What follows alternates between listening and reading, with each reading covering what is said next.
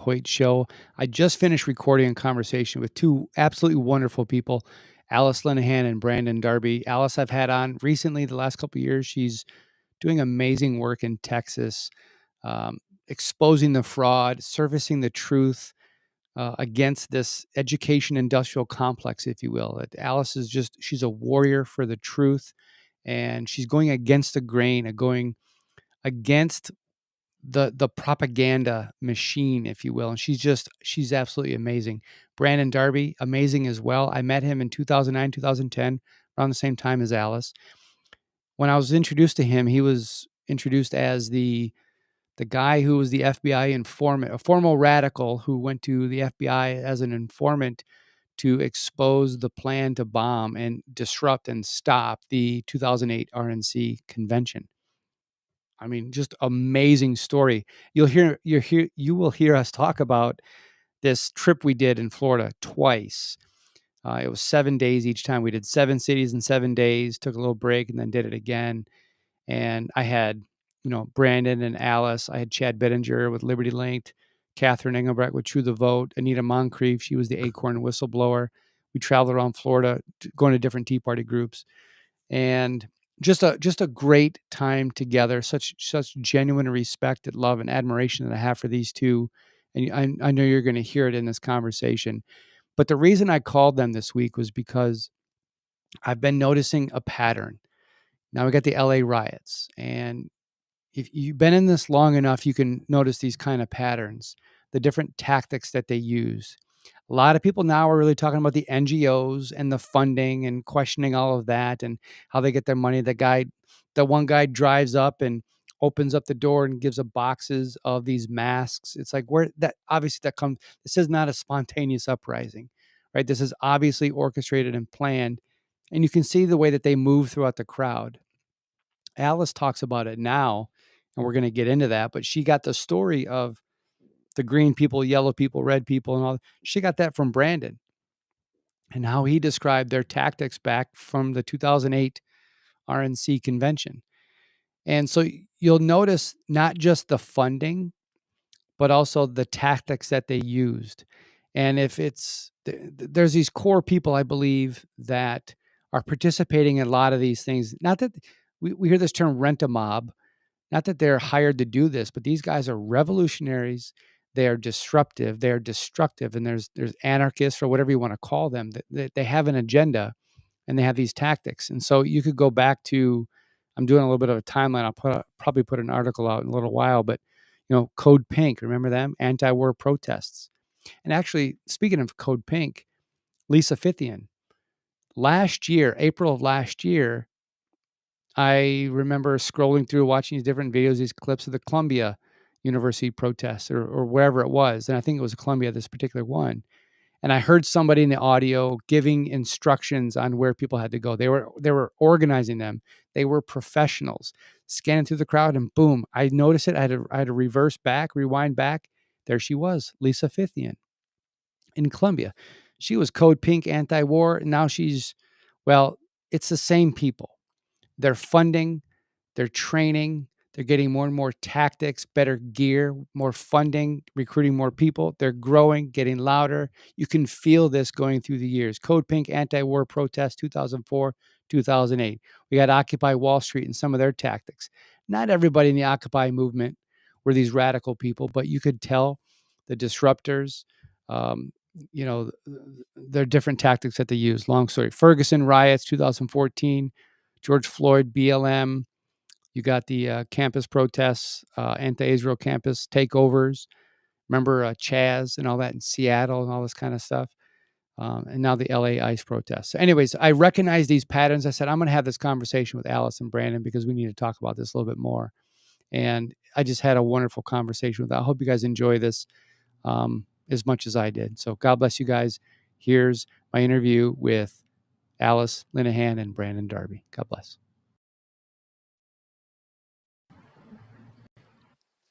All right, so I'm trying to remember the last time we were all in the same room together.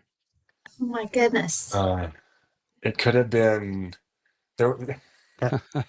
Remember, that was so much. That was so fun. It was such a fun time. But one time we all went to speak at this tea party in Daytona Beach. Daytona Beach. Mm-hmm.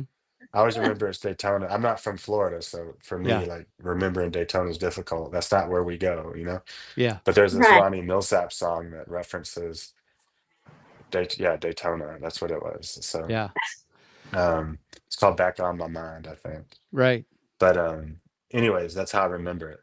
But anyways, I remember going to this tea party thing, and they had messed up the schedule because they didn't realize that there was a time change, right? Mm. So they put us at the wrong time. So by the time we found out about it, they had all these people had showed up and left because we weren't there, and we never showed. And then it turns out Oh. they messed it up. And so then we went and spoke, and it was just like a few people, but Right. it was really amazing on stage with Anita. And I remember that this Tea Party group, they had I mean, they didn't know what they were doing. It's okay. They were organizing this thing. I get it. Yeah. But I remember they gave me this name card, right? My pass. Mm-hmm. And then there's this big sticker on it that said no free lunch. Like I was one of the ones who wasn't important or something. Like, you know what I mean? No Oh my free lunch. gosh. And I was like, Hey, seriously? I- Like I there's no was one such of thing the as a free lunch. And they just made a little logo out of it, I guess, right? yeah, yeah. Oh, that's funny. And some people were special and got a free lunch. I did not. I was not special.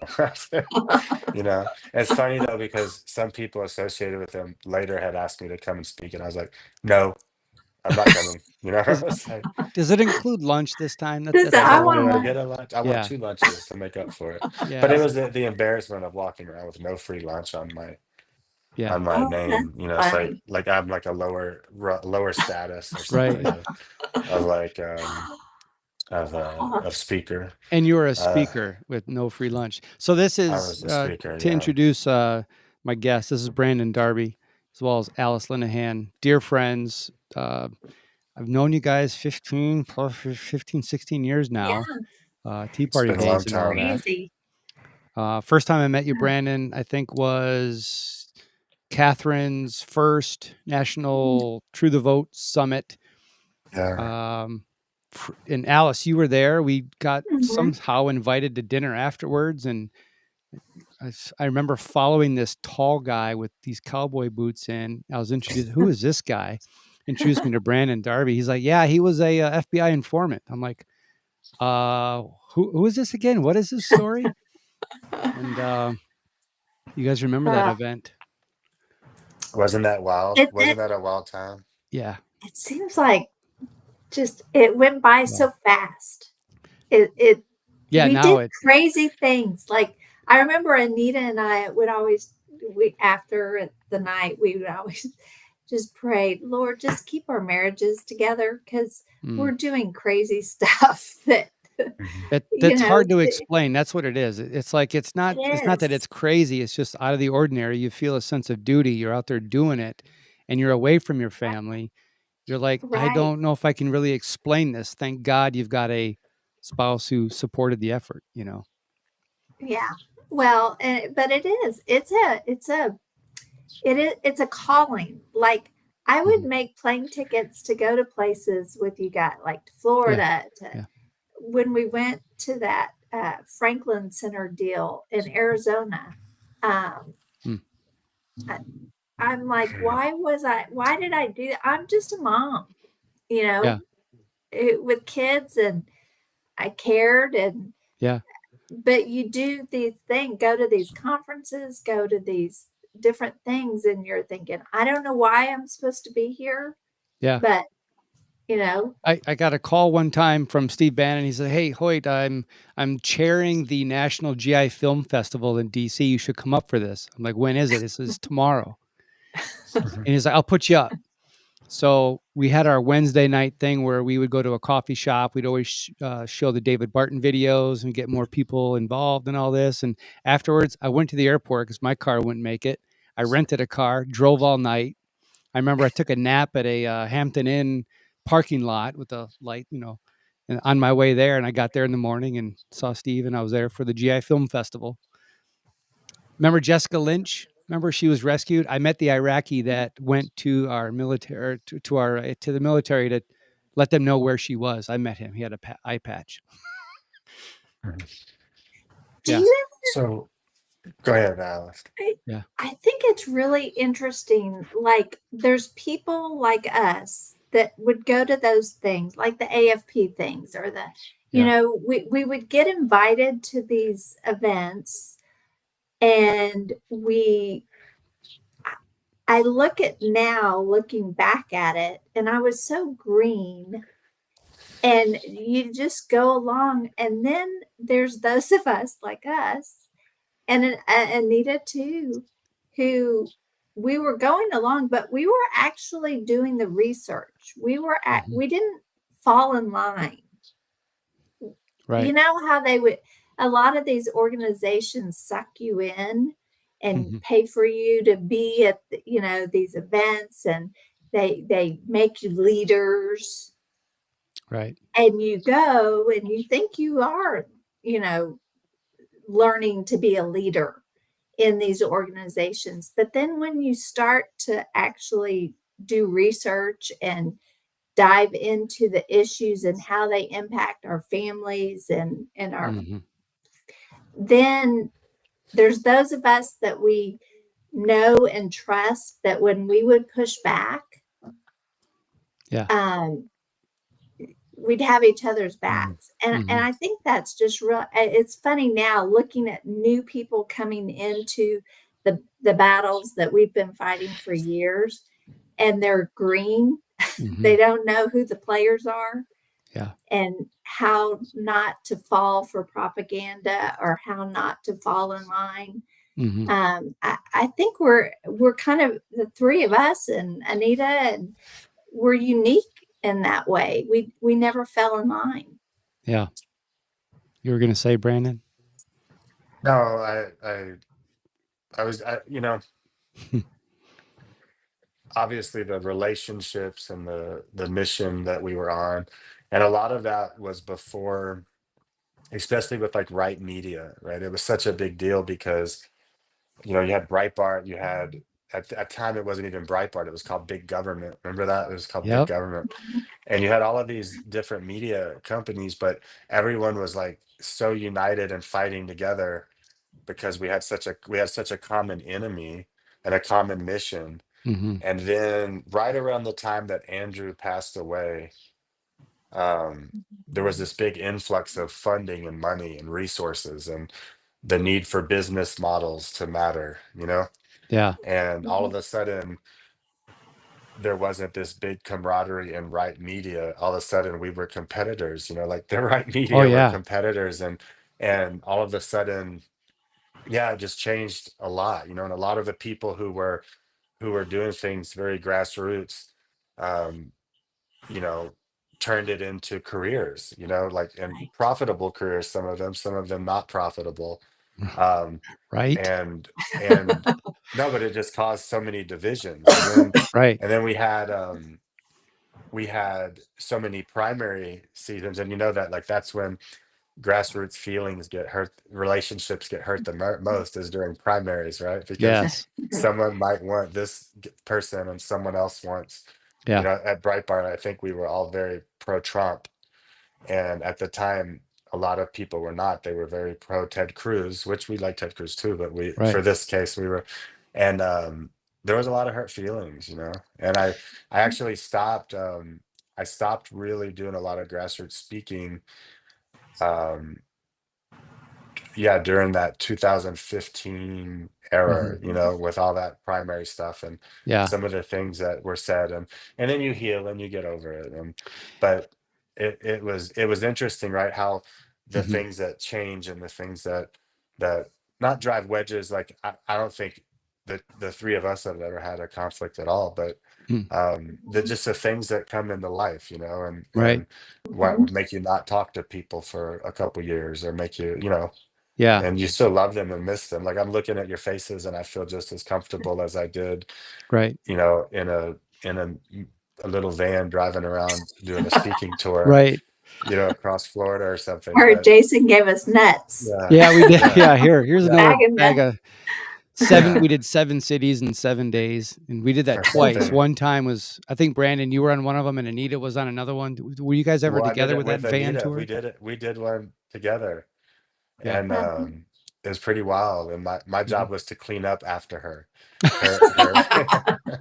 I was like, every time we would stop and talk, I would like Yeah. get like little trash bags and go clean out the vehicle. Mhm. And then I'm that guy who I try to keep my truck pretty clean, and Yeah. so it drives me crazy. So I was like, um, but Yeah. that Well, was when so fun. you talk about Trump in 15 and then 16, I mean, he as an individual, as a candidate, I mean, in primary process, actually to back up, in 2010 in our area, we had Alan Grayson, crazy Alan Grayson as our congressman. And so we're like, I started doing a radio show back then. And so we had like 6 or 7 Tea Party candidates in the primary. Florida primary is in August. And so it's like all spring, all summer, all these candidates. I want an endorsement. I'm like, I'm staying out of it. You guys are all great.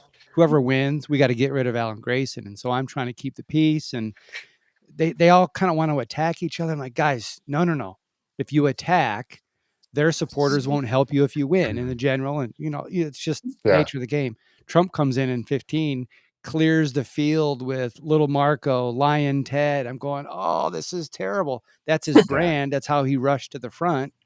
And that's Mhm. how he brought in, I believe, so many people. I went to like 9 Trump rallies in October because I was working with his pack hand and stuff out. And there's people waiting in line for 3 hours who wouldn't be caught dead at a Romney rally 4 years prior, Mhm. all these new people. And it was the Tea Party people were like, they turned into the establishment. They were all like, who are these guys? Where were you 5 years ago when we were, doing this and all this? Well, when the Tea Party was going, all the Republican precinct committee men that were all like, Mhm. who are you people? Where were you in the 90s when we were fighting the whatever? And you know what I mean? So yeah, Yeah. that primary process of clearing the field with the names, I cringed, but It I mean, it was helped them. it was pretty brutal, you Yeah. know. Yeah. And that's when yeah, I guess, specific policies start to come up, right? Hmm. When it's more than freedom of speech and free market advocacy, and it becomes like Right. that nuance between, well, yes, we need free markets, but this isn't a free market. The government of China is trying to break us. You know what I mean? We have to Yeah. Yeah. help our farmer, like, and those are the policies where divisions come up too. Right. Um, and and um, and I think Trump did that. Like um, Trump kind of really challenged that line between people on the right who are just very dogmatic, free market, no matter what, Hmm. and people on the right who go, well, mostly, but that kind of thing. And Yeah. it created a lot of divisions, but it brought in a lot of other people too. So Yeah.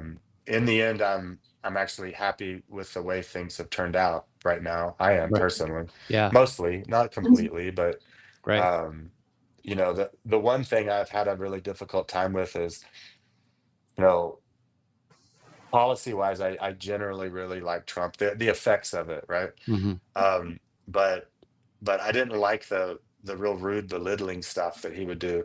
But Right. I haven't really heard him do that lately. He's gotten better, I think. Maybe Right. he switched to decaf, or I don't know what he did, Right. but I like this. I like the new Trump better than the Right. previous model, for sure. Yeah. Did he have So to go through 4 years of Biden and the steal and all that? Did he have to go through all that to mature, to I see think so. I things, to see hope. the whole field and all the players and the depth of the swamp? Yeah. I think so. Yeah. I think it's very different now than he was, like Yeah. on a lot of levels. Um, but I don't know. Like I said, it's really good to see you two's Mhm. faces. I was gonna Amen. say y'all's faces, but That's then all right. it's good to see y'all's faces, and y'all really is a better word to use. I think it's a superior word Yeah. than you two, but You were gonna say it's really Alice? good. We need Yeah. we need Chad Bittinger on here though. We I need know. Chad Where's Chad. Chad? I know. Where's Chad? I think it's really interesting, though, too, looking at the three of us and kind of where we came from, and the people that were so influential to us, or at least to me. One was Pat Caddell and Andrew. Mhm. And when you look at where Trump is, he really wouldn't be where he is today had it not been for Andrew and and Pat and Breitbart, and because I really think, I know Pat was very influential in kind of, I don't know, consulting or grooming Trump to go from that, where he was before. And when I think of Pat and what he did for me, he liked me because I was a Republican mom, conservative, who would call out Republicans and call out, and I remember I would call him because body would do something politically. And I remember Sheila Jackson Lee made some really great, crazy comment. And he goes, No. and he Did you said, really? and I called him and I was all mad. And he goes, well, you stupid Republicans. He goes, if a Republican had said something like that, the Democrats would have a press conference. They would make it a big deal. They would just, really make it a big deal. And what do you Republicans do? You just send each other an email or call each other and tell it. Mhm. And so I called Anita and I said, Anita, Pat said we need to do something. And so Anita and I drove to Houston and had a press conference in Sheila Jackson Lee's district. And Anita had contacts with Black pastors in Sheila Jackson Lee's district. And so we had the Black pastors, and we did this press conference calling out Sheila Jackson Lee for this crazy comment that she made. Mhm. And he said, you need to start learning how to fight like the left. Yeah. You need to, not be so nice and just send each other an email. Right. And I think of those kind of things that Pat and Andrew and Steve Bannon, I mean, they were influential in my life because they brought me out and gave me courage Right. to do things that I would have never thought of doing or just had the courage to do. But when you know you're right about something and you know somebody's being wronged, Mhm. you can't be silent. You can't just sit back and take it. Yeah. And And they were masters at that. and to have the courage to hijack Anthony Weiner's press conference. I watched that again the other day, or a few weeks ago. I had to pull that up. Just remarkable. I mean, the guts, right? And I love the way Andrew would release information. He'd hype, got a video, blah, blah, blah, put it out, and people would just like hook, line, and sinker. And then, oh yeah, well, tomorrow's even worse, double down or whatever. Do you have a pattern? Do you have a name for that pattern yet, Brandon? We just drip. We Yeah, just drip. Drip. We yeah, do it all the time. Mhm. it's awesome. And we drip information. What it does is it kind of puts people, in an awkward situation if they're the subject of the report, right, of the Mhm. investigation. Mhm. Because something comes out, people react. Something it makes it last a very long time. Yeah. And usually, like in the Anthony Weiner case, it usually they'll lie. And then like, oh, this is, then it drips again. Then it Yeah. drips again. Mhm. Anthony Weiner said it would have really went away. Andrew wouldn't have followed it that much longer, except he accused Andrew of hacking him. He said he was hacked, and that's what really, started the process Yeah. with him. Wow, that's such a long time ago. Sometimes I Right. think of that.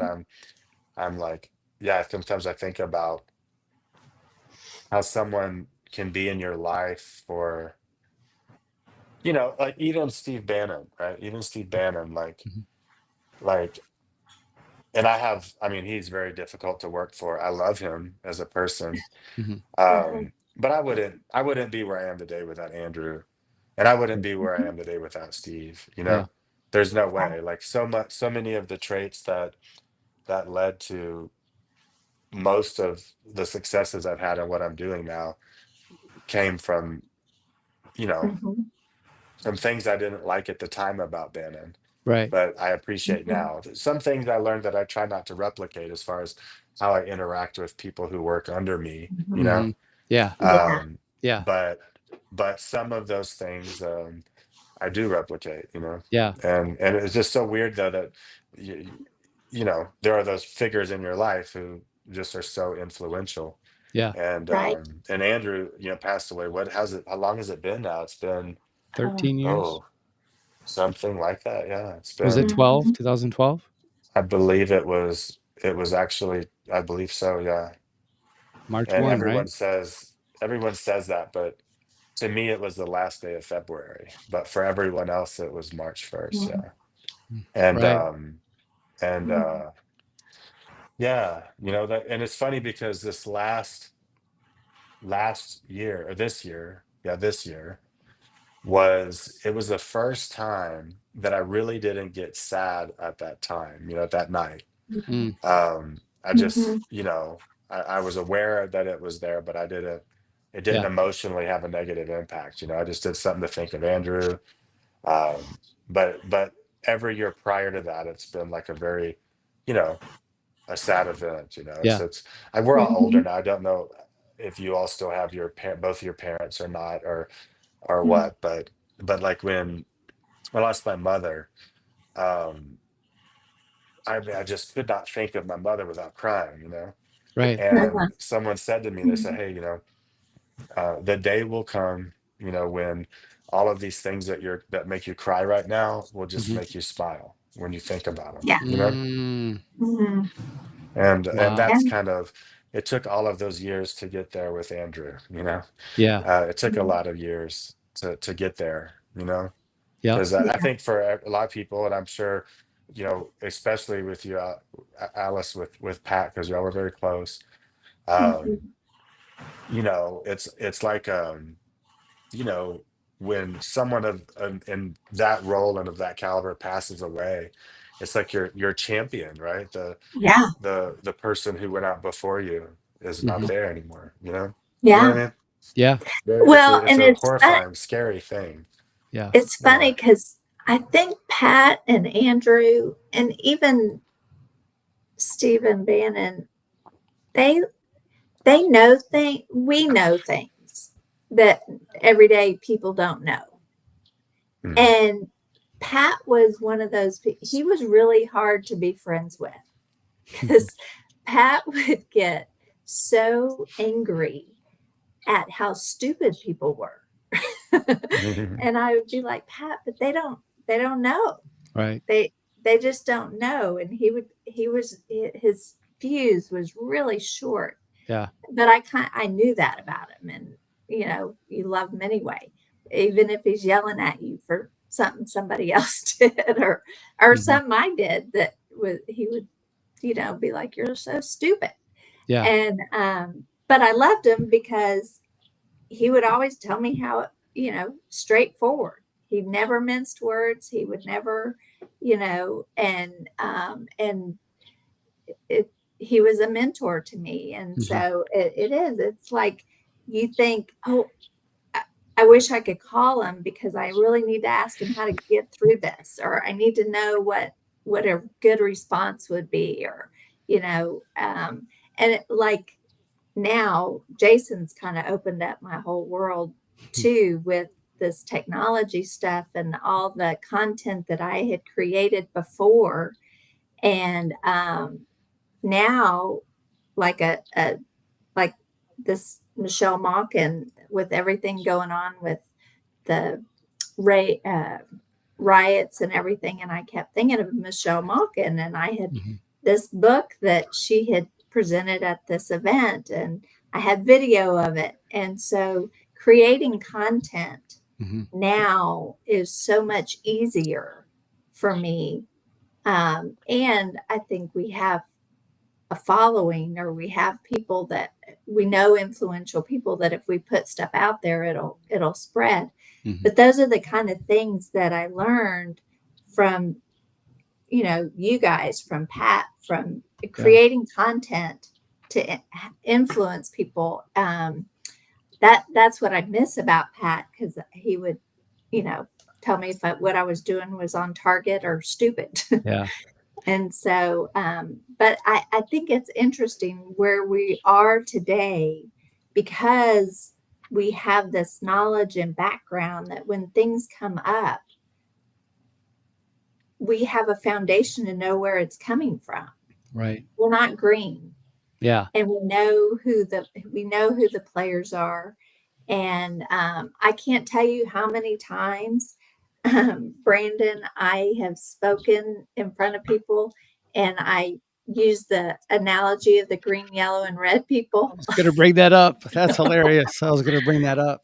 You do that all the time, and you're always thinking, yes, well, there's this guy, all the Brandon, who time told when me I about am this. trying to get somebody to understand what's going on in the education world, I always bring up that story, because giving people an out. If you're green and you're being used by the yellow or the red people. Let's go to the background on that real quick. Who wants to tell the story? Brandon's I want to version? hear Yeah, Brandon's tell the story, and then I'll it's tell how I've used it. yeah. So it's actually funny because um, where was I doing it? I think it was yesterday or maybe the day before. I've kind of gotten to a place now where I really don't do video. I just sometimes I'll do radio, but I Mhm. generally don't. If like a little church asked me to speak, I will drive across the state of Texas to go speak there. Mhm. But if Yeah. like a big group asks me to speak, I'm they'll be like, "We'll give you $5,000 to come for the weekend." And I'm like, "No, I'm not doing it. I'm just No. not doing it. I don't want to. I love my little life here, and I don't want to do that. With Yeah. them." But I will, like I said, I will if it's a small church. So if like Mhm. some little radio show says, "Hey, do a radio show," then I'm like, "Sure, I'll do it." But Yeah. generally, I don't. It Okay. Just bear with me. I know on a tangent, but I went through that with Fox for a long time. I live in the Lubbock area, and so anytime they wanted you to do a Fox hit, you would drive like an hour to the airport, be there for an hour, fly for an hour, get off the airplane, the car would pick you up, take you to the studio. You do like 1.5 minutes on TV, maybe, Right. right? And then the car would take you to a hotel, and then you wake up in the hotel, and the car takes you to the airport, and then and you're just like, why did I do this for a minute and a half? Like Right. why am I doing that? I have horses and stuff. Like I have like family members, and like I don't want to be away. You Right. know what I mean? We do dinner every night together. Like I don't want to What a miss great that. opportunity to get your message out. I just don't. And Yeah. and so I generally don't. But that said, Breitbart has this subscription model deal they're doing, and there's this guy Oliver Lane from Breitbart London, and I really wanted to talk to him, and they asked me to go on, and I was like, okay, I'll do it. So I go on, and we start talking, and we were talking about cartels, and then he mentioned what's going on in Los Angeles right now, you know. And I was like, oh, I was trying so hard not to do it, and then I did, and I ended up telling that story about the red, yellow, and the green Yeah. teams, and really, what's funny about all this is that there was this point, you gotta think about it, for a number of years, I primarily, and it was good that I did. It was good that I talked about the left, right? It was the right thing for the country, Hmm. was not only to try to inform the public at large about it, but to inform you guys, like my Mm-hmm. team, my people, Right. um, and I'm glad that it has had an effect, Oh Alice, yeah. and I'm really glad because um, but what happened was, at some point I realized, I was like, okay, it is important that I talk about these people on the left and that I expose what they were doing and how they operate. But at the same time, they had been so mean to me, and with the media and the stuff that they did. Hmm. Um, that I was like, okay, as much as this is the right thing to do, it also satiates this part of me that wants revenge on these people, you know? Mm. And and so at some point I was like, I don't want to live in that. I just want to let it go. You know, I want to move Mhm. beyond. And thankfully the border stuff really kicked off and the cartel stuff kicked off. And you know, most people who read Breitbart now don't even know that about me. They don't know my past, or they know me as the border guy, or the, you know, the Yeah. guy who Mhm. deals with cartels. And I, I was and I thinking like about that. I was thinking about that before this. I was like, how do you introduce Brandon? I mean, because I met you and Alice met you back in the day when this is 2009, 10, or probably 10 It or was so probably nine, with yeah, her True the 9 or Boat thing. 10. And you're just a couple years out from the Yeah. 2008 RNC. It was a Hmm. 2008 one, right? 2008, yes, sir. Yeah. And Mhm. so I mean, so prior to that, you were in your transition point. Oh, And oh, so everybody at the Tea Party knows Brandon Darby is a former radical, and to hear that story, yeah. and so I was curious about today. I was like, I haven't talked to you in a few years. I messaged you last year, but do people know you that? Are you tired of that introduction? No, I am so so like former as 15 years ago. Come no, on. no, so it all kind of works together though. Like, there is no way in the world, like when someone says, how is it possible that you would start this project doing this to cartels? Like, aren't you afraid? And I'm like, I'm really not, but it all ties together, right? It's just Mhm.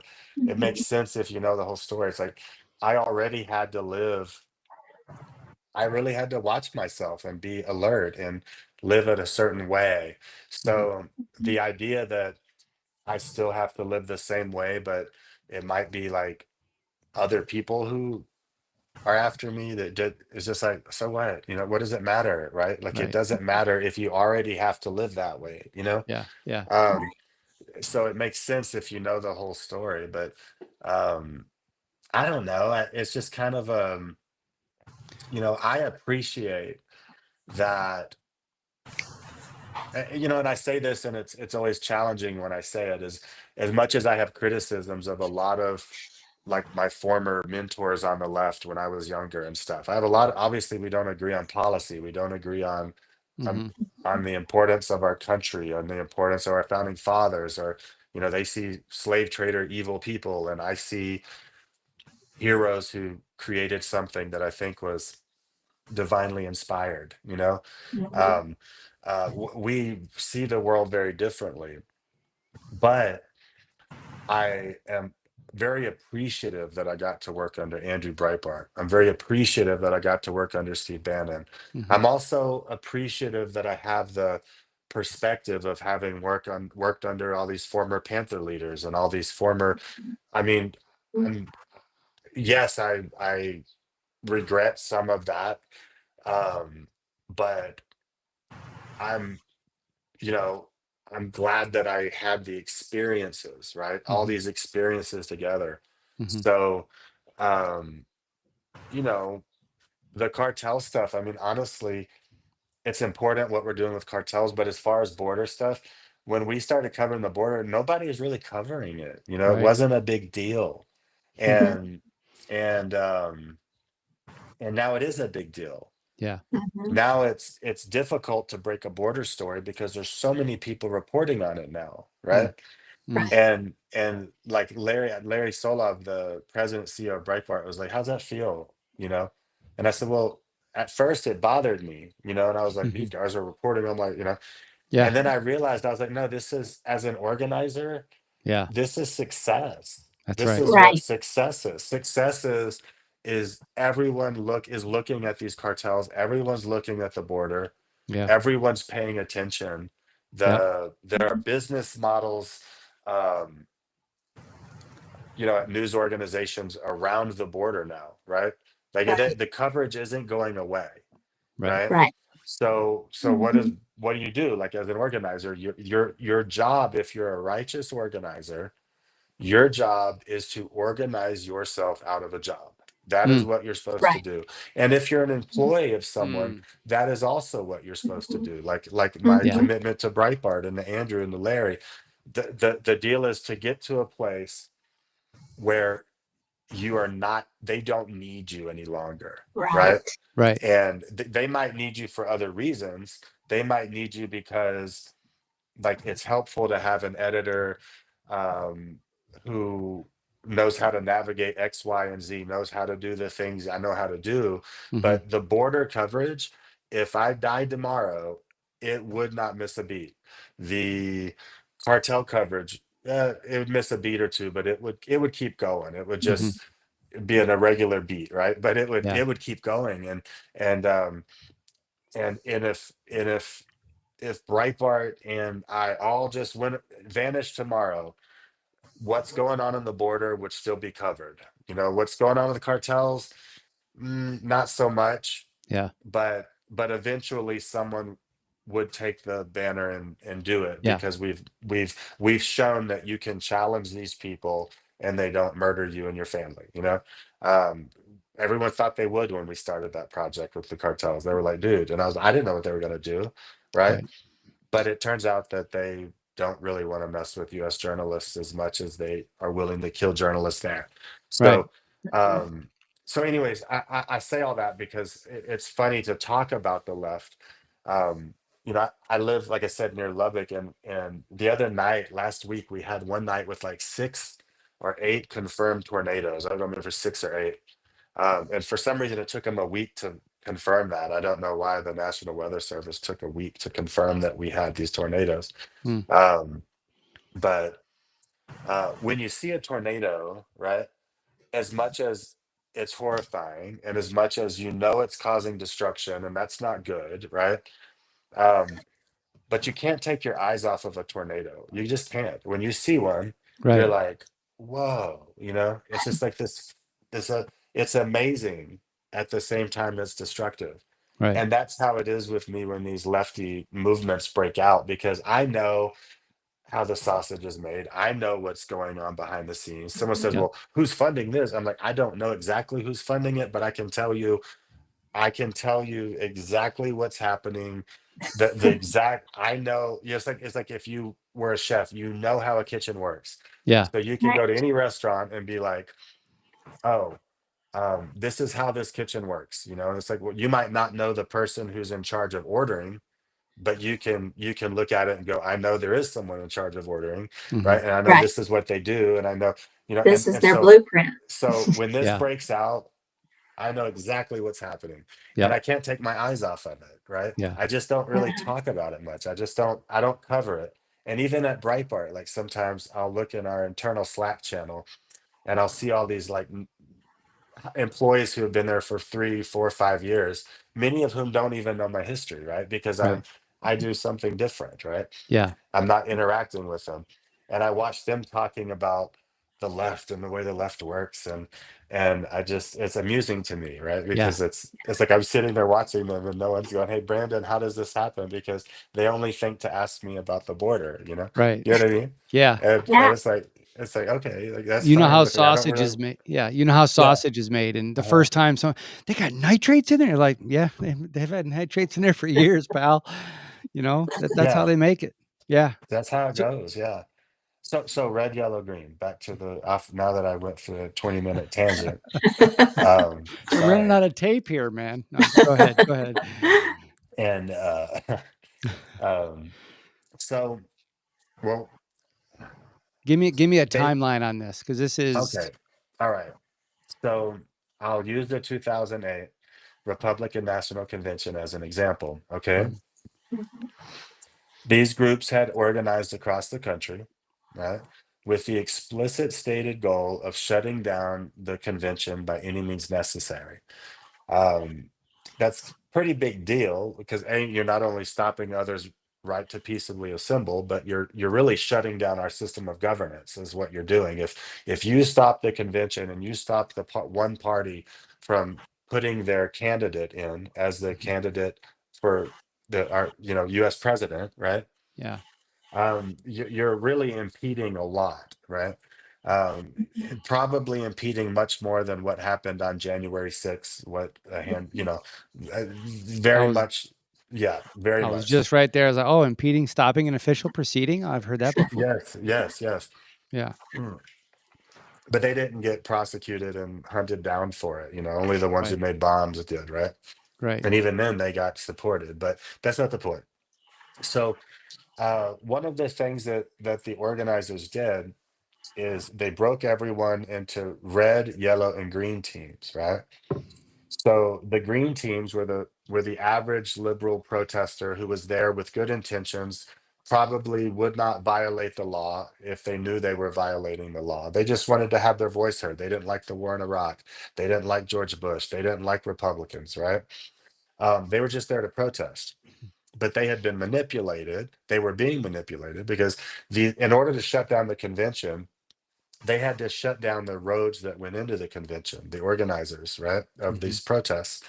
And in order to pick their I want the terminology as a point their pick their delegate, their candidate, right? Yeah. Yeah. These Republican delegates had to take buses into the convention center.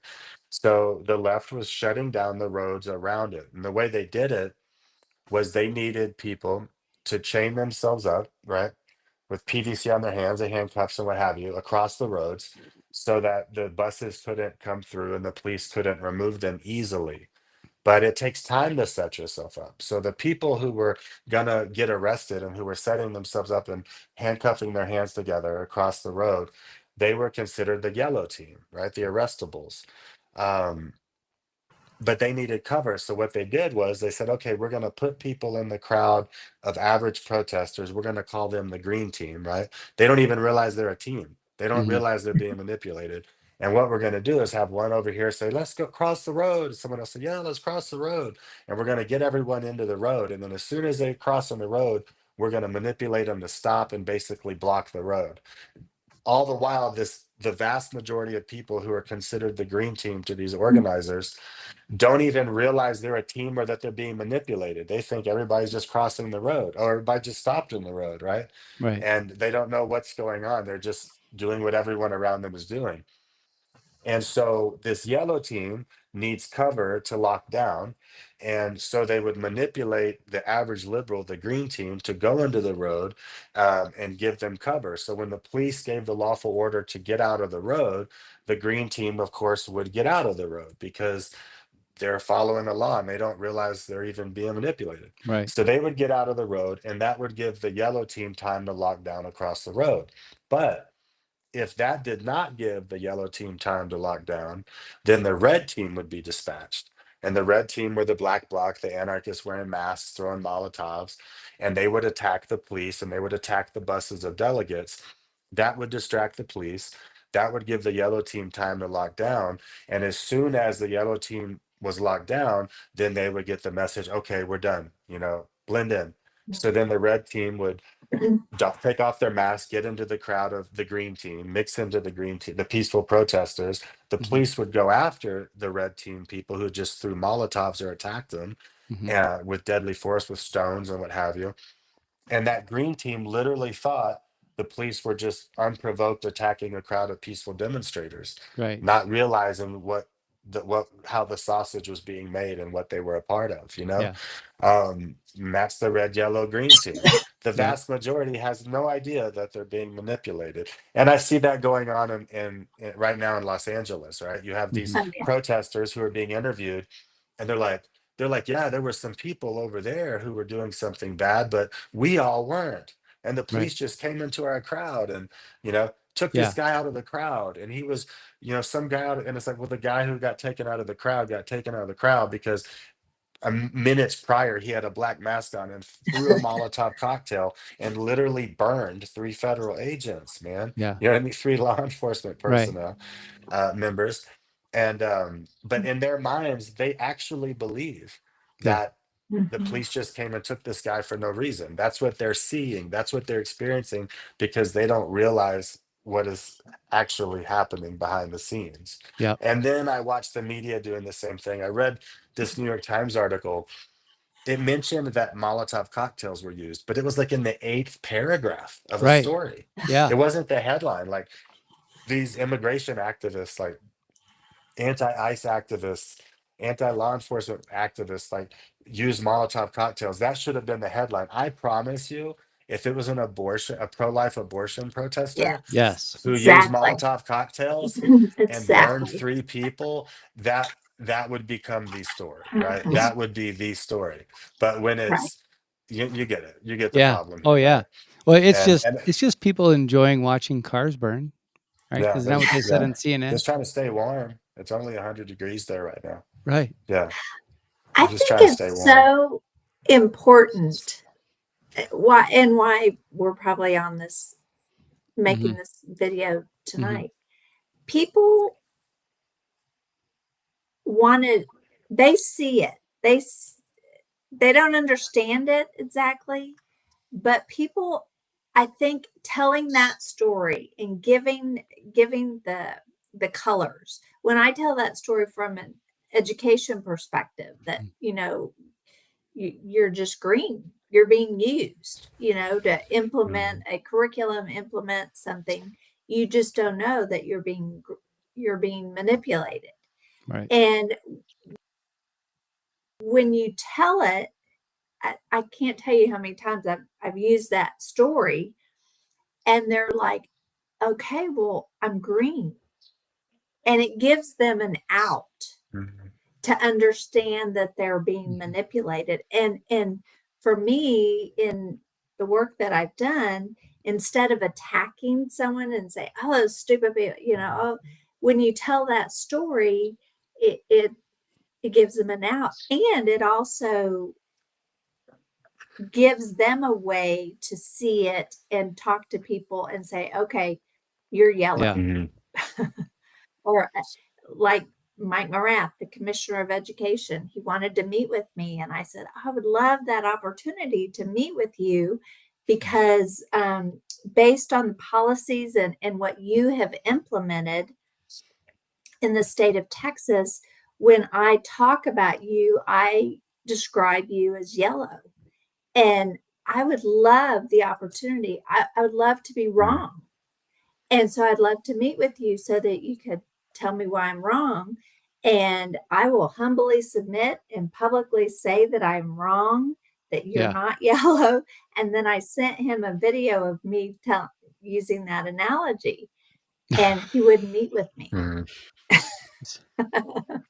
And so when I'm talking to groups and trying to get them to see what's going on, it gives them a way to describe, oh, well, this teacher or this person, this elected official that they're trying to explain they're just green. They don't know what they don't know. And then some are yellow, and different people have different reasons for being yellow. And then the red people are the bad guys. And so I think that story is so important in understanding how the left, but in general, that mindset, that way of organizing, of manipulating people, their minds, it can be used in different ways. And so it's so important, I think, for people to understand. And so I know for me, the work that I've done so much, I've been able to get to people to see it because of meeting you. And you would have never known that analogy or that story had you not worked with the left. So I think God works in wonderful ways to, maybe take the hard times, the bad times, the scary times, that to give us the foundation And to God see the use it for truth. good. He's using God you for used it, good, Brandon. and for us to Your story. think about it. I mean, you and I haven't talked in years. And that one story, that one trip to Florida where I got to listen to you tell that story has had such a huge impact on so many people that I think that's so cool. I think that's just God works in pretty cool ways. And I think that's why there's this network, or there's this underground army, if you will, of people like us who did get into it for the right reasons, we do see it as a calling. It's not about the money. Obviously, the three of us Obviously.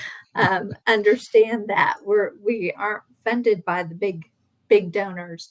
It is about the truth. It is about protecting our children and our grandchildren, and the future that they have as Americans.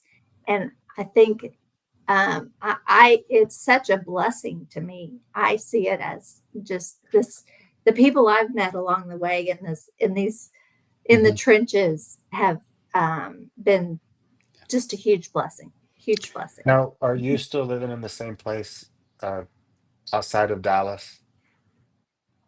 No. No, Where are no, you? What general no. area? So we're closer Closer to to Austin. Austin? So between Austin and San And what Antonio. about you, Jason? So Where are I'm in you? the Socialist Republic of Illinois.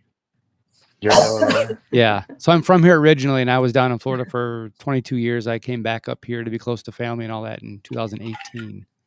Okay.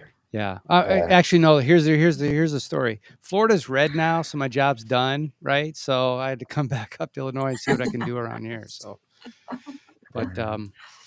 yeah. I live outside of Lubbock, and it's I love it. I Yeah. love it. That's awesome. I would rather we had more trees, less wind, all that stuff, more water. Granted. But I like I know it sounds awful to say, you know, but I like not living around a bunch of liberal people. Oh I yeah. don't like living around liberal people. And the biggest thing is because of like obviously with what I do and my history, like self-defense, okay? Hmm. I don't want to get prosecuted because I defend myself or protect my home or Yes.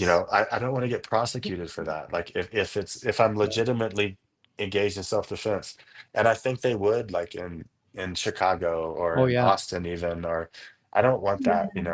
Yeah. And so I'm happy to live in a very, very red area. Hmm. I'm I very happy. my first book I wrote in 2015, I did a deep dive on how independent grand juries are supposed to operate. It's a long story on that, but through that awakening of that research, I started adding this, when people choose where they live, they always look at, crime statistics and, neighborhoods and this kind of thing. Mhm. And is it a safe neighborhood? I think you'll need to add to that. Do you live in a place where you trust a jury of your peers?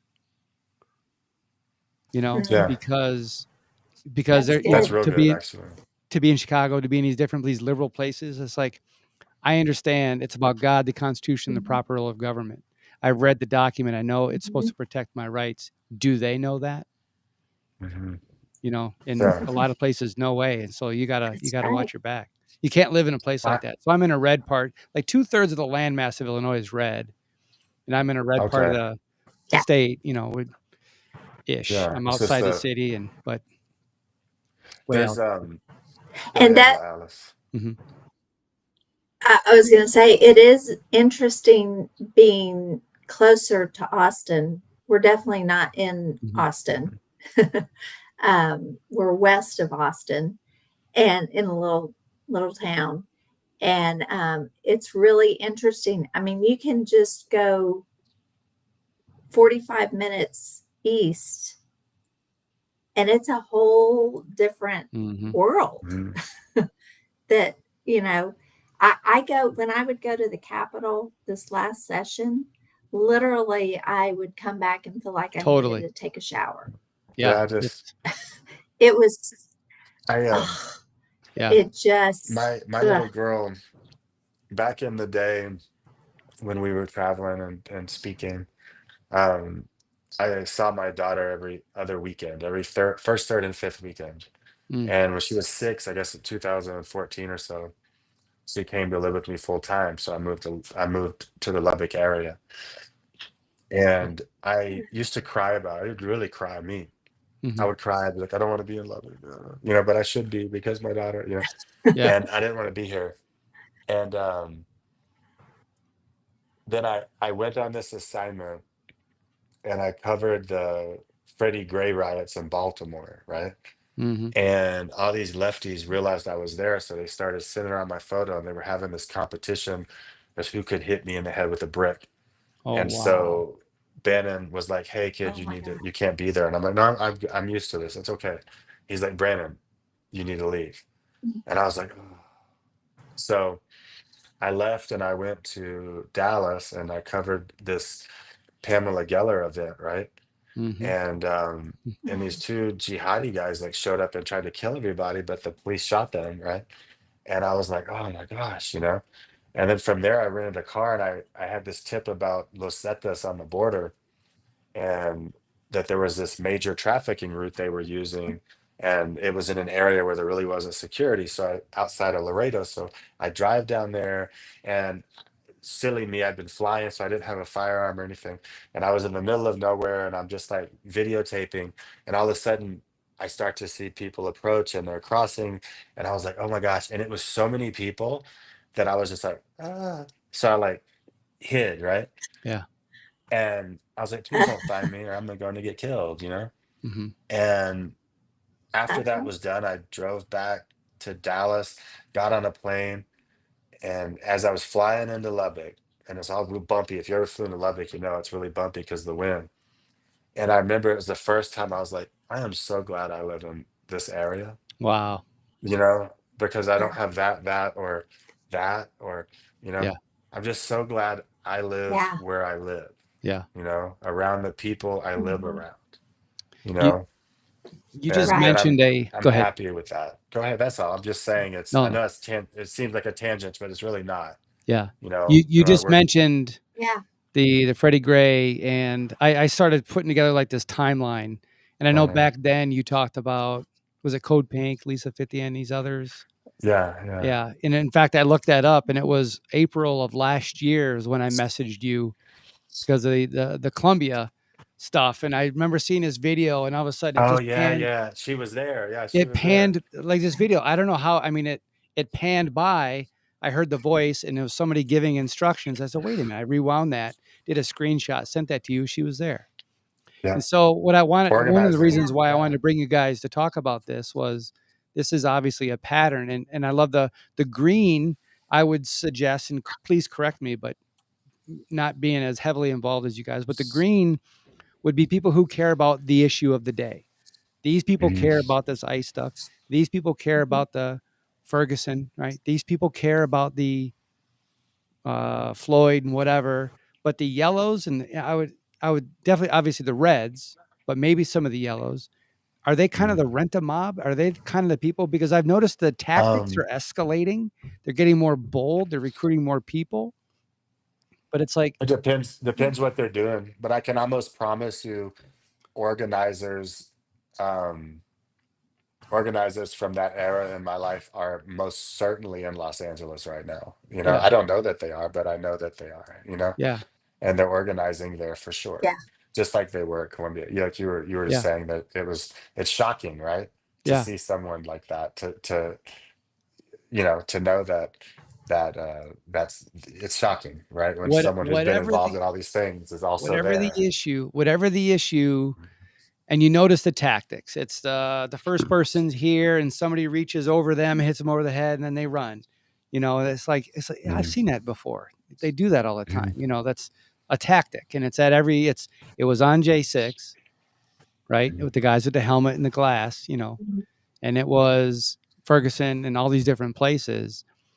And do you know, like behind the scenes, like there's probably these NGO networks and these funding and all this stuff, but are there core people that are through the Have years access to the yes, that absolutely. train that Yeah. I've heard Yeah. of these people doing offshore training, going overseas for additional training on tactics, these Mhm. battlefront tactics and all this. Is that core people smaller than what it looks like on TV? And they know how to manipulate There's people?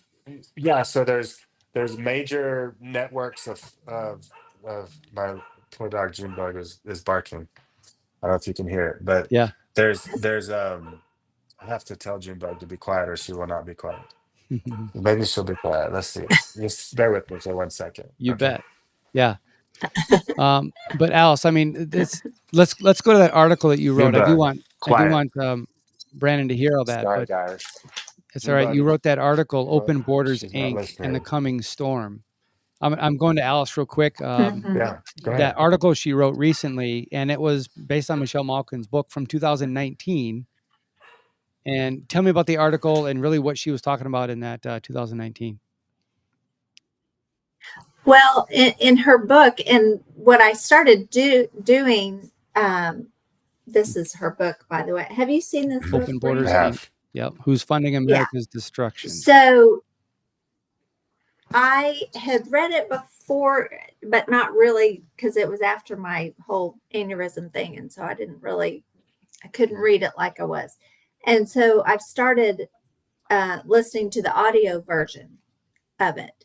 And she really does a great job of laying out the blueprint of the funding. Who's funding all these NGOs, who's funding and as a Catholic, and Michelle Malkin grew up Catholic, the Catholic Charities and all of these groups that are making so much money off of this. When you read her book and look at the money piece of it, and then you look at how the money is used, and that's what I think we're talking about, is the money that is these tactics, these organizations or organizers, the Lisa Fithians of the world, they're paid very well, and so that whole network of funding, I think she laid out. And then when you connect that with what we see on the ground and understanding who the green, yellow, and red people, the red and the yellow are funded. Oh, very much so. And who are they funded? Who are they funded by? And that's where I think, and then you can get into the whole, globalism and all that kind of stuff. But it's how it's impacting us today in Los Angeles. They're talking about this coming weekend, the organizing all across the country. That's not, it just isn't grassroots. And so that's where I think the article and what I really want people to understand is this is not just something that popped up. And this is a very well-funded, very well organized. They have been trained like the military. They have been trained to and that book was implement 2019. And 2019, yeah. And she had come to Austin, or not Austin, Horseshoe Bay. We had that conference, and she had just written it. And I think she really opened up a lot of eyes for people who were at that conference, to see this is real. This is reality. A lot of people just live their day-to-day lives trying to keep their head above water, keep food on the table for their children.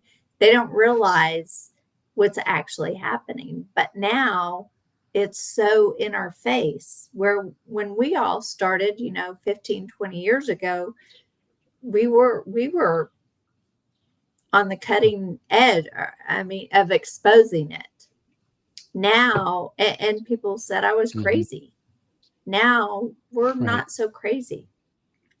And I think because we've been putting out content for so many years, and because we've been, we didn't go away. We're still here fighting. Now people who are just getting into this are people who are trying to connect the dots. When they Google, and our names come up or our content comes up, I think we were kind of the mentors, kind of like Andrew and Pat and Stephen were for us. We're the mentors now, and we've got so much content that's been created that, giving that freely, I think is are guiding people to know where they can find out Right. who these people are that are When funding this, what are the tactics. That's that to me, that's our calling when now. Alice brought up the funding in Lisa and these others, you had a reaction, Brandon. I can't help because I think about this a lot, and especially with like Catholic Charities and the religion, like the Baptist Church and the the religious institutions involved, right, in this deal. And Mhm. I just think about how that happens, right? Like probably very well meaning, right? So, Mm-hmm. you know, I work at Breitbart, but if my tone is very different, my tone is very different than most people at Breitbart when I talk about these people who come here illegally. It isn't because my policy views are any different. I don't think we can have a be a nation of laws and allow that, right? Um, but at the same time, um, I'm careful how I talk about most of them. I'm careful how, I recognize that if I were them, I might do the same thing.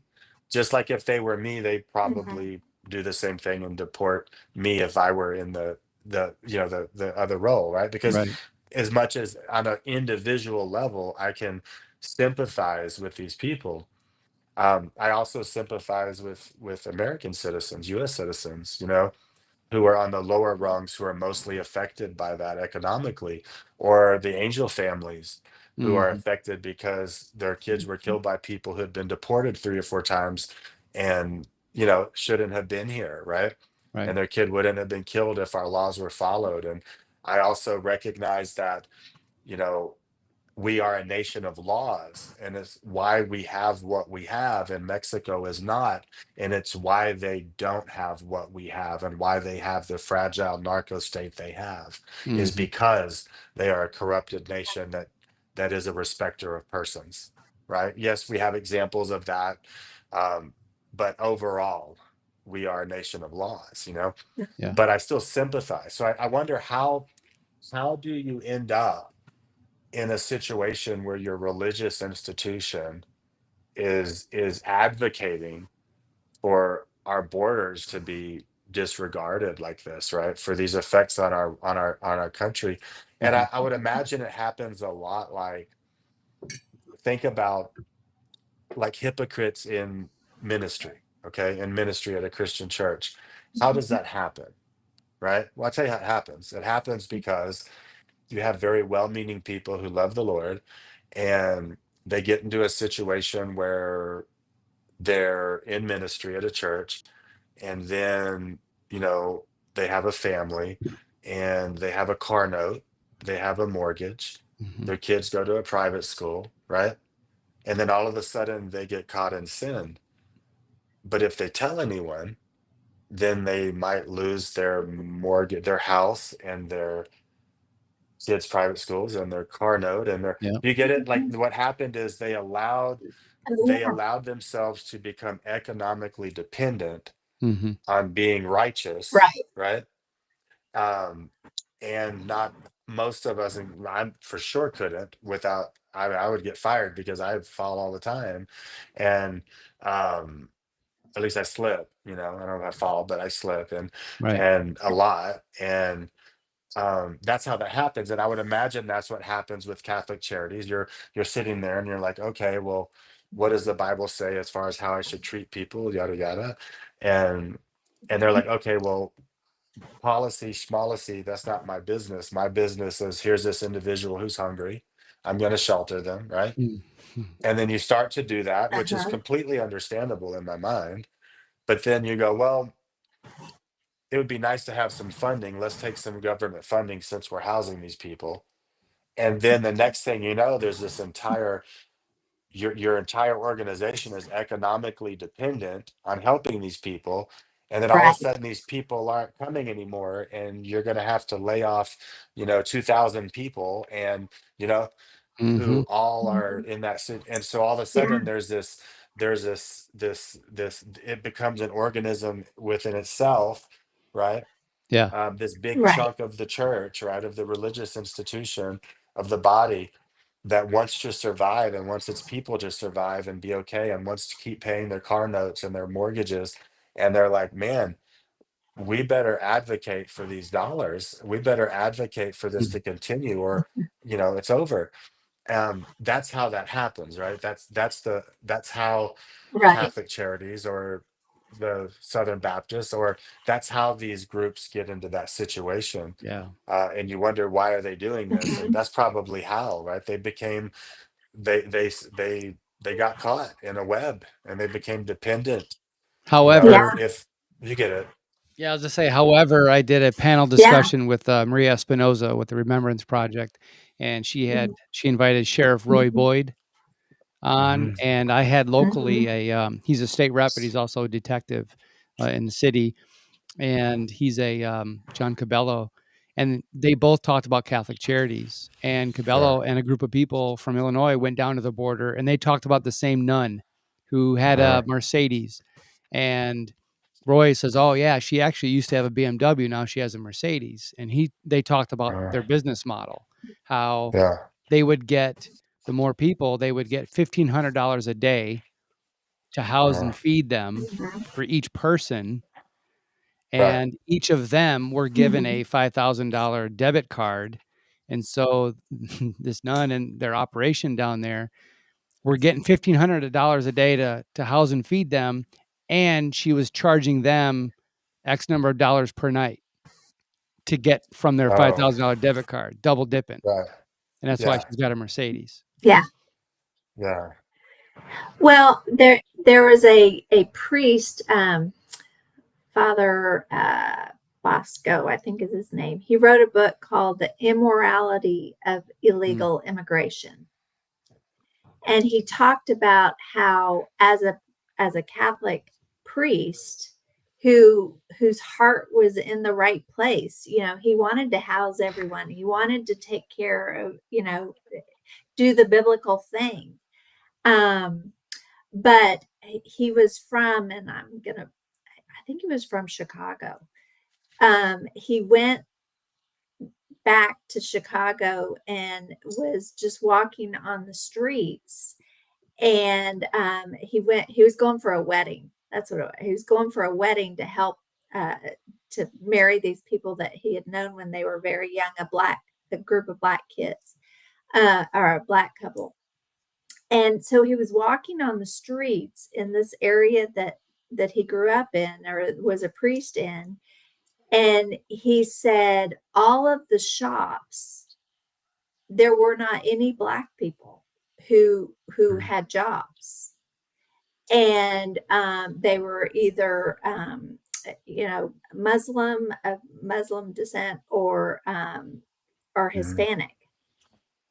And he asked the couple, "What's going on here?" And they said, "Black people can't get a job here anymore. They can't." And he said, that's when his eyes opened, that when a black man in that community can't get a job to take care of his family, we've just Mhm. displaced the people that were in that community. And not only have we displaced them, but we've created anger between the different, Oh, big time. the blacks Yeah. and the Hispanics. And so what we've created in thinking that we're doing the right thing, we're creating, an immoral Mhm. society. And that always struck with me, that, we bring all these people in from other countries, but we never hold those countries accountable for not providing a safe and comfortable, homeland for their people. And so there is an immorality Mhm. in it. And so there is a biblical reason why we have borders there. And Michelle, talks about the Vatican, and you can't get in the Vatican. Yeah. um, there's walls, there's borders all around the Vatican City. And so I think we have to be compassionate, like you're saying, Brandon, but we have to understand, is that compassion leading to human trafficking and the murder and killing and the Right. coyotes on the border? It's We're creating the right. It's immoral the activity through compassion. humanitarian argument for border security, the humanitarian argument for enforcement of our law. But see, Right. this is where, I mean, we could go so deep into this, but we'll save that for another day. But when I was in Cleveland, uh, I was at a hotel, and everyone who worked there was black. And I was like, this is awesome. I've never seen this before. I'm from Texas. Like, I've never seen all of the staff be black. Like, it's always Spanish speaking people from south of our border.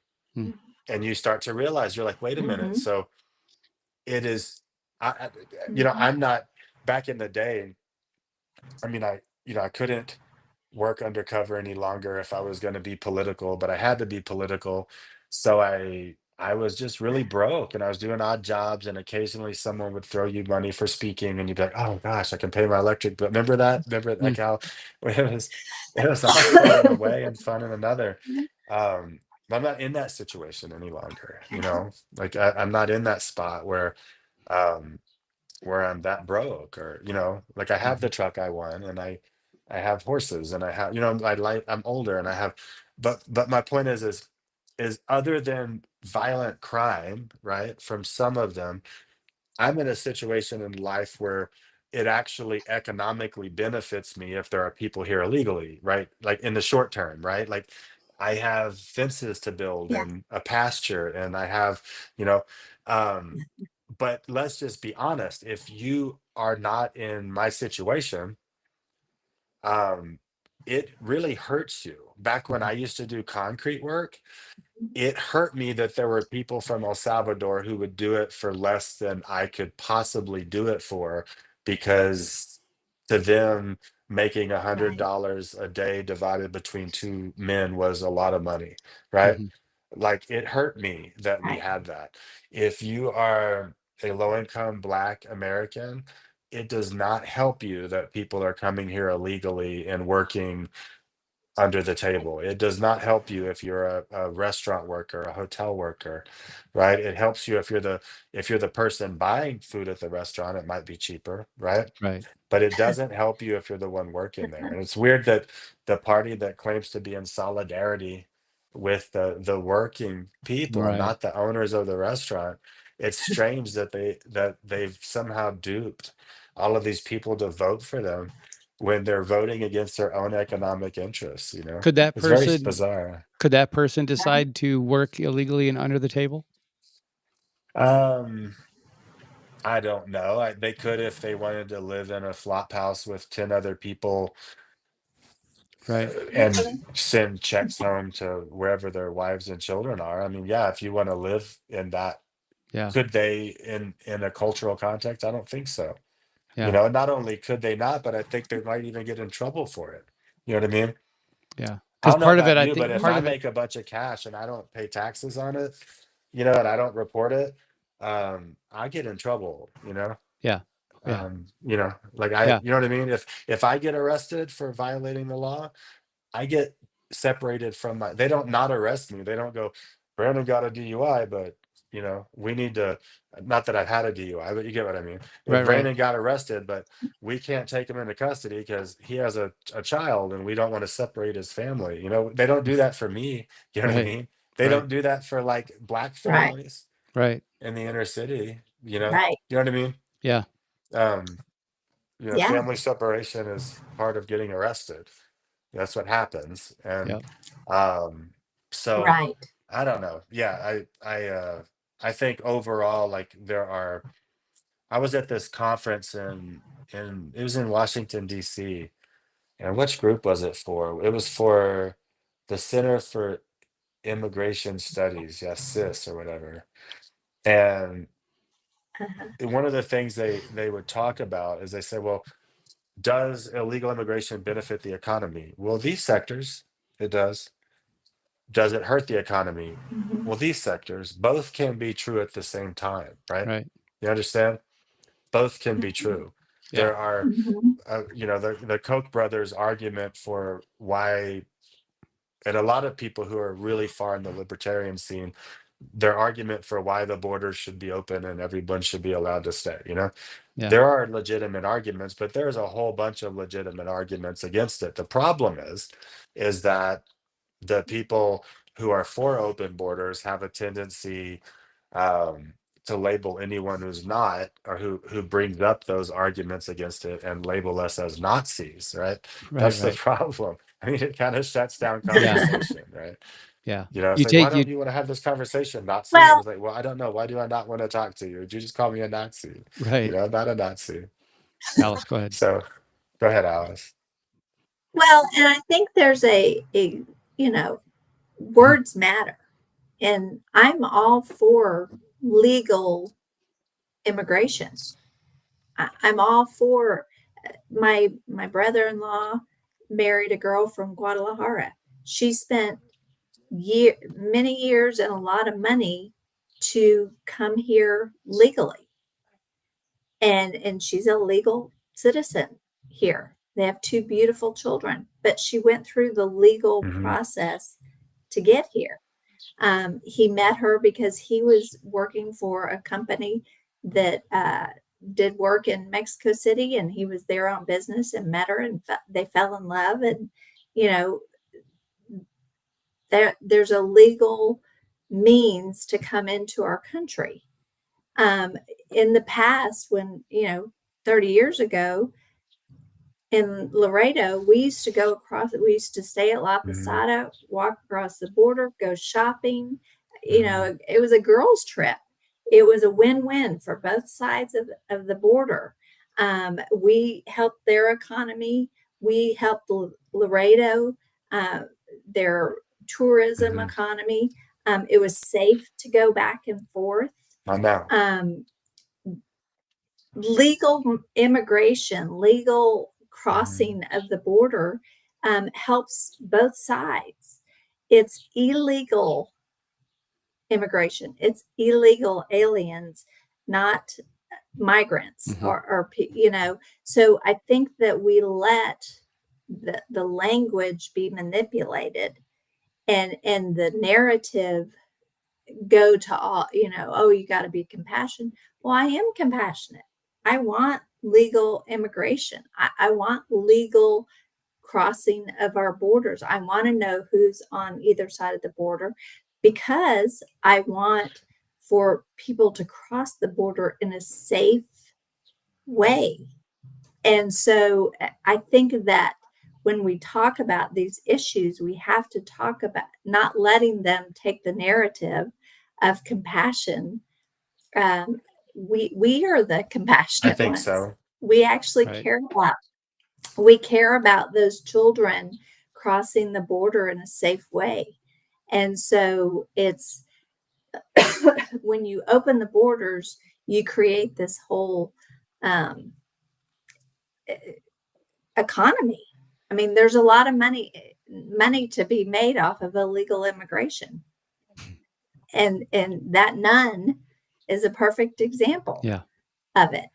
Um, People get, like you said, Brandon, people get dependent on the money that they can make um, through it, Yeah. through the issue, and I think that that's what we need to be really talking about, is the immorality of illegal immigration, the Yeah. immorality that takes place on the border, and the booming economy that can be accomplished when you have a safe border for both sides Yeah.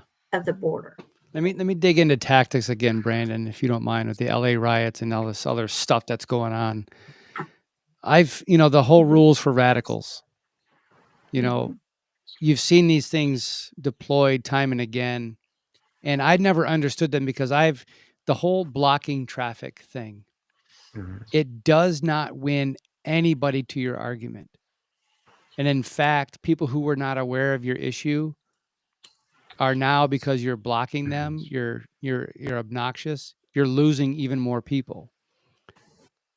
I It cannot be a tactic to win an argument. Mm. I want to hone in on that for a minute. I mean, this idea of the color revolution, revolutionaries, we hear these language and these terms that, so if you're a green person and you're convinced that that's a good idea, or you're a yellow to block, I what are they after? Because if it's the same people perpetrating Well, the same tactics time and time again, regardless of the issue, and yeah. they're not actually trying to win the argument, they're just being disruptive and destructive. What are they after? Well, it depends. So, in the case of the 2008 Republican National Convention, they weren't trying to win arguments. They were trying to prevent delegates Republican delegates from being able to assemble and pick a candidate. They were trying to shut the RNC down. When it comes to what's going on in LA, or when it comes to most protests, when they block traffic, um, they're generally not blocking traffic to win an argument. Right. They're blocking traffic to either inspire their own side to be more radical, right? Or they're blocking traffic to say, hey, um, there is a cost to doing these policies or doing these things that we do not agree with. There's a Mhm. cost. For instance, if when I was on the left, right, I used to use this argument a lot when I was younger, and I learned it from this former Black Panther Party member who I had looked up to. And when a fly is flying around you, right? When a fly is bothering you, what do? You just swat the fly. You don't even think about it. You just either kill the fly or swat the fly. Mhm. But when it's a hornet, even though you could kill the hornet, you're like, you know, is it worth? Maybe I'll just not mess with that hornet because it's going to sting me, right? It has a Mhm. stinger, you know? And that's what they're doing, is they're trying to create a scenario where if we, right, enforce the laws, certain laws that they don't like, if we do things they don't like, we're gonna get stung. That's what they're trying to do. They're trying to show, like, let's shut down cities. Let's make it cost the cities so that they have different policies toward us, right? Mhm. Let's make sure that that's what they're doing. So it's you know, I mean, God bless protest, and sometimes there are some civil disobedience that I would engage in if certain things were happening in society, Mhm.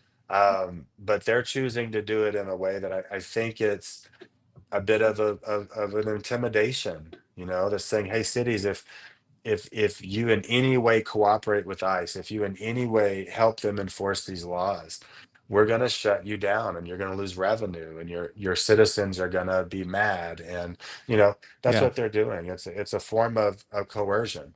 Yeah. It's a form of coercion against the society at large, that we have to listen to this small subset of people, Yeah. or else they're going to destroy our lives and shut down our lives. um, that's what they're doing, but they're not Yeah. trying to win an argument at that point. It's like if you and I are debating something. I'm not going to use you as an example. If Mhm. I'm at a bar and there's this guy and he and I are talking about politics and we're debating it, right? Mhm. He's trying to win me over to Kamala Harris, and I'm trying to win him over to Trump. And he Mhm. gets mad at me and punches me in the nose. He's not punching me to win the argument. Right. He's punching me because he's trying to make sure that I know that if I wear a red hat, I can expect violence. Get Yeah. it? Yeah. Like, he's Mhm. trying to Yeah. he has ceased trying to win an argument, and he Yeah. has ventured into trying to control me and intimidate me and silence me, Right. right? they're not trying to win an argument with that. They're intimidating us. Yeah. Is what they're trying to. I'm not really that intimidated, you know. Right. Um, but I might feel differently if I were driving and I was surrounded by these people, and then if one of them said like, "Hey, that's," I'd be like, "Oh gosh," Right. and then I would get prosecuted because I would probably, if I felt threatened, I wouldn't stay there. I don't care how many people are around my car. I'd be Oh like, yeah. I'm Yeah. going forward or back or somewhere. I'm not staying here to get killed. Like I'm going, you know. Yeah. But I grabbed that so clip today yeah, of DeSantis recently talking about that because they passed that law in Florida where if you're surrounded, as a means of self defense, you have the right to get out and flee from that situation. mhm. If you hit somebody on the way, that's their problem for That's impinging you. a They Mhm. passed that in Florida. Yeah, I here's the didn't. Wow. clip. That's nice. Policy that if you're driving on one of those streets and a mob comes and surrounds your vehicle and threatens you, you have a right to flee for your safety. And so if you drive off and you hit one of these people, that's their fault for impinging on you. You don't have to sit there and just be a sitting duck and let the mob grab you out of your car and drag you through the streets. You have a right Like to Reginald defend yourself Denny. in Remember Florida. that? What's that? Oh yeah, exactly. Reginald Somebody Denny. just commented that on that post. Yeah.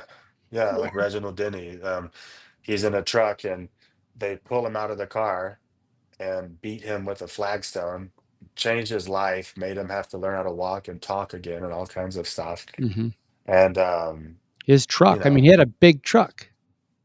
yeah. Mhm. Oh When yeah, it, that's what I don't and if you've been around me, you all would know this. I don't play, like when yeah, it comes No. to I'm a nice person, but like yeah, if Yeah. you're even honestly, if you're expressing aggressive violence or that you're gonna hurt me and you get within 3 feet of me, yeah, I I it ain't happening. You know what I yeah. mean? Like I will Yeah. I will not let you within three. I just can't. I can't, with That's why my Yeah. life. I can't, right? Mhm. And that's why they put so the rattlesnake in the Gadsden flag. yeah. But Don't that but tread on Yeah. that's me. It's don't ultimately put me in a corner. You put me in a corner, I feel threatened. right. There's Yeah. two things here. That's ultimately how we as a society stop that, what they're doing. Right. And it's also, like you said, the importance of living around people who you trust to be in a jury of your peers. You Yeah. trust to be your Yeah. peers in that scenario because Mhm. I'm telling you right now, it's like some of the areas I'm in on the border, a lot of them are very lefty areas, but I'm in Which a is remote area and well, it's because so many people have come from Mexico and settled there, mm, right? Mhm. Many of whom are there illegally. That you know what I Mhm. mean? That's yeah, that. But I think about it all the time, and I'm like, I'm in the middle of nowhere. If I'm not gonna get taken across that border. I'm not. If someone shoots at me, I shoot back. I hmm, don't Yeah. care I don't care. I'll deal with that later. I'll let a lawyer deal with that, and maybe yeah, hopefully a team of Right. attorneys, but probably knowing me, just an attorney, right? right, But but like I don't do that, and I would suggest to other people that they don't either. Don't be at the mercy of people acting right, that way, especially if your children in the car, if you have children, or you have a mom or a Mhm. dad or a sister or a Mhm. brother, because they deserve, your loyalty is with those people and hmm, making sure you Mhm. get home to them and making sure that they don't lose you, not to these people surrounding your car scaring the hell out of you. right, right, um Mhm. yeah, sorry, I care about them as a Christian. I want them. I pray for you. I hope that you know I hmm, hope that Mhm. you go on in life and do something productive, but at the same time, if I feel threatened, yeah, you know Yeah. and my F-250 is like yeah. And gonna hopefully, move. with the right Yeah. physical therapy, they'll be able to walk again. But you're going to get out of that I situation. something because I am Yeah. not that I'm not getting pulled out of my car, No, by a Yeah. bunch of people who like, we told you stitches we get stitches, or all yeah, that kind of stuff, that Mhm. this crowd of people, this culture of people who hunted me and wanted to throw bricks at my head in yeah, Baltimore, with hundreds of people retweeting that, and supporting it, you know. And speaking of, a And jury of your no, peers, but also, do you live in a county where your sheriff has got your back, or a city where the police force and all that is like that? Because yeah, this idea of, because the Tea Party days, right? It just drove me nuts. But okay, we did the right thing. We got a permit to go do our mhm, rally in front of City Hall, but we didn't go in the street. Of course not. The mhm. permit didn't allow us to go in the street. But this idea of some of these cities, okay, you guys can have a protest and we'll go ahead and block off the traffic for this day or this period of time. You can walk from, this is the street. And for them to obstruct so many other people for this, they shouldn't be allowed, obviously, Ambulances, to yeah, yeah, all of that. So do you live, I that's mean, real not you funny. specifically, but people have to ask themselves, do you live in an area where your sheriff's going to have your back? Yeah, That's right. if you're doing right, your sheriff's going to Yeah. have your back if you're doing right. Right. Yeah, Yeah. and unlike Jesse Smollett, who lived in an area where the Yeah. prosecutors had his back, even though he was doing wrong, right? Right. I tell you, my That's right. sheriff where I live, he wouldn't have my back if I was doing wrong, but I wouldn't be doing wrong, and Right. I would feel like he had my back, you know. Well, I mean, And you do right. You defend yourself, but some of these states have these. You have to be able to flee. You can't if it's you have to retreat. Yeah, all that. retreat. Yeah, I would not live somewhere like that because I'm not going to, you Right. know. And so I wouldn't live I would not intentionally. If I had to, I would, but I would really, and I'd try to change it. But yeah, I would really I'd just rather stay right here in West Texas and just, Yeah. Minus El Paso where they're very liberal, but the rest of West Texas isn't. And I'd just stay right here, Yeah. Yeah. I'll just stay right here with my family and my horses. Wish we had more water and more trees, but we don't. But you know what else we don't have? A bunch of liberals who are going to sit on a jury and put me in prison because I defended my family, Yeah. Yeah. So you keep your trees and I'll just stay right here. Rick and I are leaving. You're leaving? Where are you going? We're going to our happy place in the middle of nowhere tomorrow for the summer. Oh, that's for the summer. That's awesome. For the summer. So we'll be back in August. I'm glad Texas. I caught you before you don't have a connection. Yes, we'll be in Montana in the middle of nowhere. I'm actually using Starlink. Are you? I live in a remote area, and before that, I didn't have anything that was a good option. I love Starlink. I'm just saying, you can just get the mobile and just have high-speed internet wherever you go. Nowadays, you can do it on a boat, you can do it in the mountains, you can do it on the border. It's insane. Oh. Yeah. Like you just in the middle of nowhere, you can upload video now, and you can do live streams in the middle of nowhere. Yeah. Where do you get Starlink? Starlink.com. Okay. Yeah. Speaking of uploading, we have pretty good internet and where we are. Speaking of uploading videos, I remember AFP Defending the American Dream Summit in DC, hanging out with Brandon and the Crazies. I don't know what I don't know who they were, but they were blocking the entrance. Earth First. First. It was that timeline and that iteration of the Crazies and the provocateurs, and we had video of. Did they push some lady down the stairs or steps or something? And we had to go to some coffee shop with the internet to upload it. And that wild.